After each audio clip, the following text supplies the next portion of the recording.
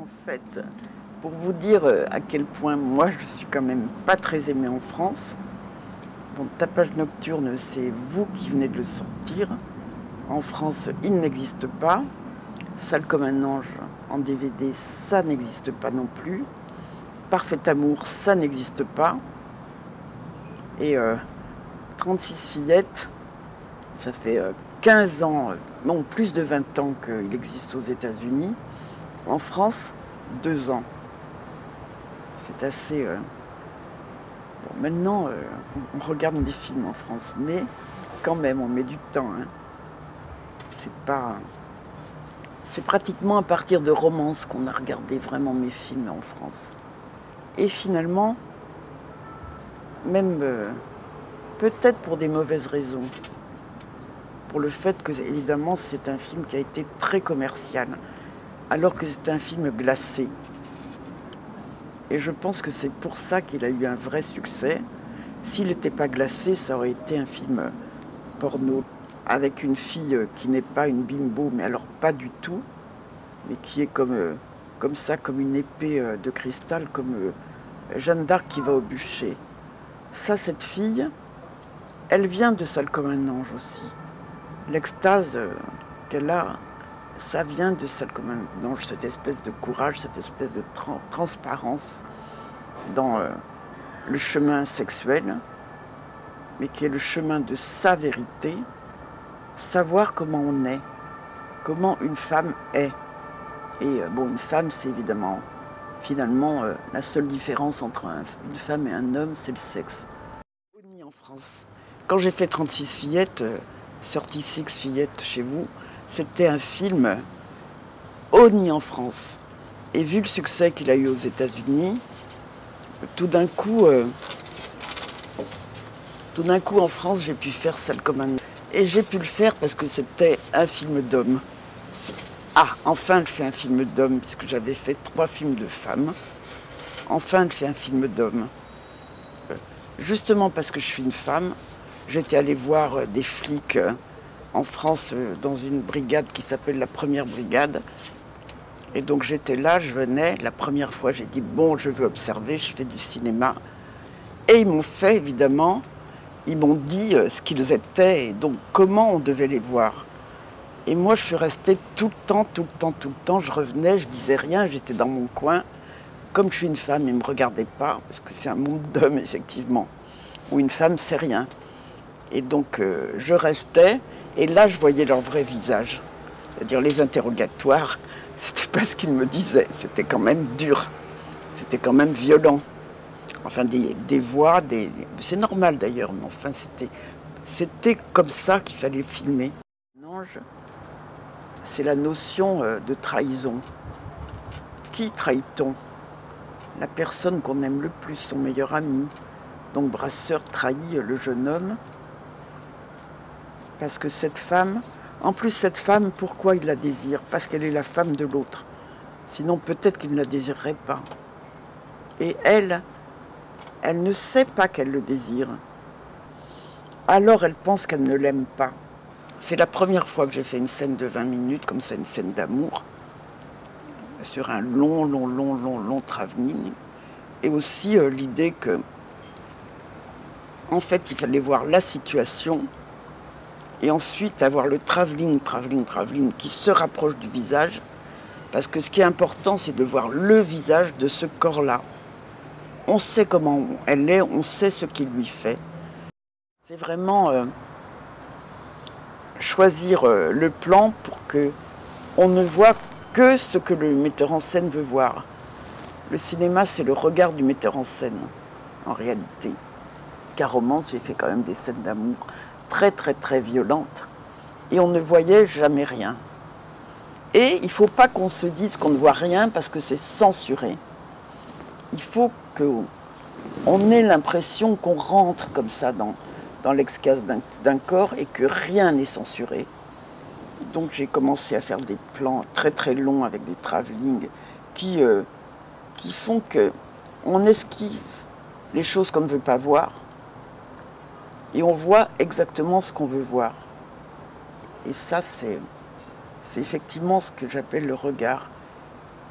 Moi, si je vous regarde, par exemple, je vais regarder là, je ne vais pas regarder à côté, alors que même en regardant là, j'ai une vision quand même, pas tout à fait à 360 degrés, mais au moins à très, très loin quand même. Le regard, on le met là où on veut. Et c'est ça le regard du metteur en scène, c'est là où il veut regarder, nulle part ailleurs. Et c'est là que le spectateur va regarder. Tout le reste, il ne le verra pas. En fait, le cinéma, c'est le cadre. C'est l'art du cadre. Sans cadre, il n'y a pas de cinéma. Il faut absolument que ça soit dans un cadre et qu'on ne voit que ça, et que le metteur en scène, le cinéaste, vous force à ne voir que ça, rien d'autre. Moi, les acteurs que je veux, c'est des figures, c'est-à-dire que c'est jamais des acteurs, à part Brasseur, voilà, c'est des figures dans le film. Et je voulais Aime le maudit. Et je disais, bon, il y a quelqu'un qui me conviendrait très très bien. C'était un grand critique qui s'appelle Claude Jean-Philippe, très très grand critique français. Et il me détestait comme cinéaste. Alors, je disais, c'est vraiment lui qui représente Aime le maudit que je voudrais, mais il ne le fera pas parce qu'il me déteste. Et derrière mon dos, mon premier assistant a appelé Claude Jean-Philippe. Eh bien, il est arrivé, il a dit oui tout de suite. Les gens veulent se voir au cinéma, c'est incroyable. Parce que quand même, le premier plan, c'est quand même lui en cadavre. Et il l'a fait. C'est à peu près le plus grand critique français qui ne m'aimait pas, qui a fait ce rôle-là. Et il est magnifique. Je voulais pas des figurants, je voulais des gens qui ont la tête de l'emploi, comme les flics voient la tête de l'emploi. Donc, tous les gens qui étaient là étaient des voyous avec plein d'années de prison derrière eux, ou des mois de prison, enfin c'était de toute façon toujours des voyous. Et c'est pour le casting, j'avais quand même un voyou qui me faisait le casting des voyous. Un voyou repenti, comme on dit. Il me faisait le casting des voyous, mais c'était des petits voyous de merde, quoi, des voyous sans aucune envergure. Moi, pour quelqu'un qui était un peu un parrain, je voulais un voyou avec une grande noblesse, une intelligence, et pourtant voyou.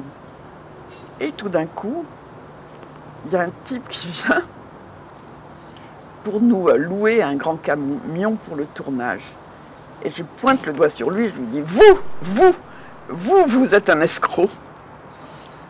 Et vous allez me faire le rôle. Alors effectivement, dans le film, en fait, la scène, il joue très mal. Mais ça n'a pas d'importance. Il a 2 mots à dire et il a la tête de l'emploi. C'est-à-dire que tout est dit sur lui. On n'a pas besoin d'une scène entière pour expliquer que c'est un voyou de qualité en haut, quoi, une sorte de boss, parce que ça se voit.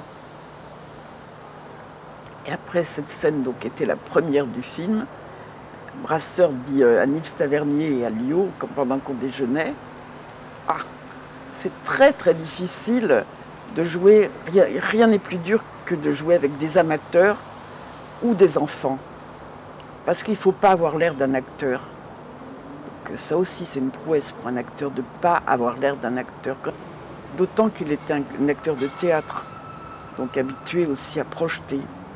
Et moi, je lui disais toujours de parler plus bas. Je lui disais, Claude, il y a des micros. Surtout, la caméra vient vers toi. Tu n'as pas besoin d'aller vers le public. Parle plus bas, plus bas, plus bas, plus bas. Parce que l'intimité, c'est toujours de parler bas, en fait. Une actrice d'origine, enfin à l'époque, elle était chanteuse d'ailleurs, d'origine portugaise. Et donc, elle a une peau assez mate. Et moi, je me suis dit, bon, mais cette peau mate, assez jaune, triste. En plus, elle avait bronzé, donc la peau était débronzée, grise. Donc, j'ai changé tout le papier peint de la chambre. J'ai dit, il faut que tout soit rose. J'ai pris du fond de teint complètement rose, ce que j'ai refait avec beaucoup de mes actrices. Je l'ai refait avec Caroline Dusset dans Romance d'ailleurs. Toutes mes actrices ont quelque chose de translucide, parce que c'est avec ces peaux roses-là qu'on voit réellement l'émotion, l'émotion sexuelle d'ailleurs. C'est pour ça qu'on bronze les acteurs, qu'on met de l'ivoire, parce que l'émotion, elle se voit dans le rose. C'est là que, mais oui, cette espèce de bouffée de chaleur, et je l'avais donc complètement passé en rose. Là, la chambre était rose. Je lui avais acheté une robe de chambre très très très laide, en espèce de fausse fourrure rose. Ce qui est très laid est souvent très beau à l'écran, parce que ça a une âme, parce qu'on peut le rendre beau. Ce qui est déjà beau, qu'est-ce qu'on peut faire avec? Pas grand-chose. Tout est déjà là. Moi, je trouvais ça horrible quand j'ai commencé à filmer. Et je connaissais rien techniquement, rien aux objectifs, rien du tout. Je savais que le cinéma, c'est du rêve. Que si on filme quelqu'un comme il est, ben quoi? Si un homme regarde une femme, ou si une femme regarde un homme, il est ou elle est transfigurée. La fluctuation du cinéma, toujours et souvent en même temps. Bon, ça peut osciller, mais ce qui est encore plus beau, c'est quand c'est en même temps. Quand on voit et on ne voit pas dans le même plan. C'est pour ça d'ailleurs que pour moi, une des choses qui fait que le cinéma est quand même l'art auquel je me suis vraiment vouée, alors que j'étais... Au début, c'était tout de même la littérature que j'ai fait en premier. Je voulais être un cinéaste et romancière, absolument en même temps. Mais le cinéma, ça m'apporte quelque chose que la littérature ne peut pas m'apporter jamais. C'est l'idéogramme, justement. C'est l'idée que une émotion et son émotion contraire, on la voit là, dans le même plan, au même instant. Alors que quand on parle, il faut faire la phrase j'étais comme ça, mais en même temps j'étais l'inverse. Il y a ce mais et le balancement de la phrase. L'idéogramme, c'est qu'on a les deux en même temps. Et ça, c'est le cinéma. La beauté et la laideur en même temps, l'émotion et la honte et l'extase, la colère et en même temps le ravissement, les pleurs et le bonheur de pleurer. La honte et le plaisir, c'est quand même la fin de tous mes films. Les cheveux, c'est vivant, mais on ne peut pas les faire jouer. Ils jouent tout seuls. Dans l'émotion, les cheveux, ça vit, ça se mélange. Et on voit bien les cheveux de Lio. À un moment, alors c'est la merveille, elle se brosse les cheveux comme ça. Et les cheveux se mettent comme une voilette, comme une toile d'araignée, quelque chose qu'on ne peut pas prévoir et qui est magnifique. Je l'ai eu une autre fois dans Romance. Mais l'acteur stupide, il m'a relevé les cheveux de l'actrice. Alors que c'était ça qui était magnifique. Sinon, je l'aurais eu 2 fois dans mon cinéma. Des cheveux qui tombent comme ça, c'est des cheveux complètement électriques, dans une émotion sublime. On ne voit presque jamais les cheveux qui tombent tout séparés les uns des autres. Pas une mèche, non. Un cheveu, un cheveu, un cheveu, un cheveu. Il se passe toujours des choses étranges dans les films. Et très souvent, les professionnels veulent vous empêcher d'en profiter, parce que c'est pas écrit dans le scénario. Dans Une vraie jeune fille, il y a une mouche qui se pose sur la lèvre de l'actrice. Là, personne ne m'a dit il y a une mouche, c'est magnifique. Le cinéma, c'est aussi voir ce qu'on ne devrait pas voir. C'est là, moi je dis toujours que j'ai envie d'être là. Pas au milieu des corps. Pas regarder, non. Au milieu. C'est là qu'est la chose obscure. C'est ça qu'il faut filmer.